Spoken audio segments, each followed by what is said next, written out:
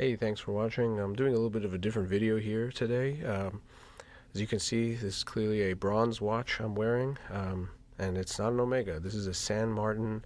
It's a Chinese brand. You can buy these direct from China. And the reason for my video on this watch is I got very interested in bronze watches after reading countless forum posts and seeing quite a few videos on them on YouTube. They seem to be, very popular trend right now in the watch world, and I really wanted to try one. I've never owned bronze anything, and I figured I'd start with something that's not too expensive and sort of get a feel for what bronze is all about before making an investment in something a little more pricey. The traditional makers, there's not a lot of bronze selection out there. I know Oris makes a few models, and there are others, obviously, but it's clearly not as widespread as steel. So my impression of this watch was actually quite good. I was really surprised at how well made it is.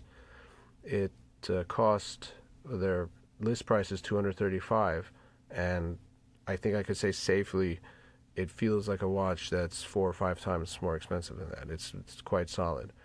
Another thing you notice right off the bat is the weight of the bronze. Bronze is significantly denser than steel, as copper is much denser than iron, and you immediately feel that additional weight, and it actually helps make the watch feel quite solid and substantial. I like that. It makes it different.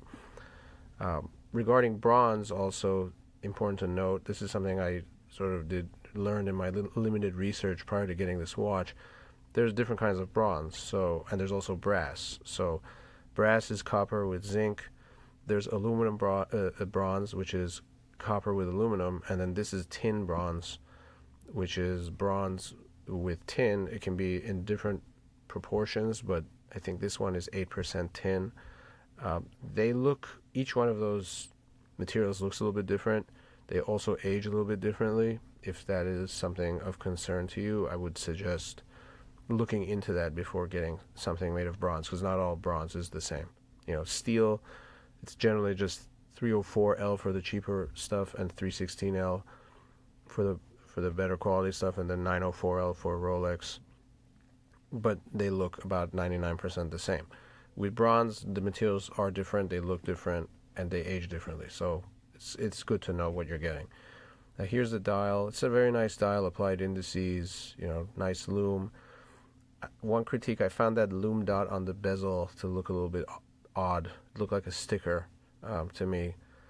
But, it's not a big deal. It's just one area I would say maybe could use a little improvement. Another thing, maybe to be very nitpicky, the markers on the dial, maybe I would say it might not look bad if they were slightly smaller. It's just because when you look at it head on, the markers do take up a substantial amount of the dial. But again, that's being very nitpicky. For the price of this watch and the quality, there's really not much a person can complain about. Here you can see the logo on the case back. It's a really nice case back, even pretty deeply embossed. Here's a side view of the watch. I had the watch on a couple of NATO straps before in the video, and here it's on Barton silicone. I tried to match it up with different things to see what would work with it, and I have to say it seems to be best with a black strap, either if it's a NATO or rubber or silicone. I think it's a little tricky to match it up with colors, and that makes sense because steel watches, there's really no color there, so you have more flexibility what you put them on. But bronze, obviously there is a bronze color inherently, it's in the watch, so that presents a little bit of a challenge in finding good things to go with it, but you can't go wrong with black. Here's more views of the case back. Again, it's pretty nice. I think indicative of the quality they put into the watch. Even the writing, the engraving of the writing is very nice and crisp. Overall, I really like the watch.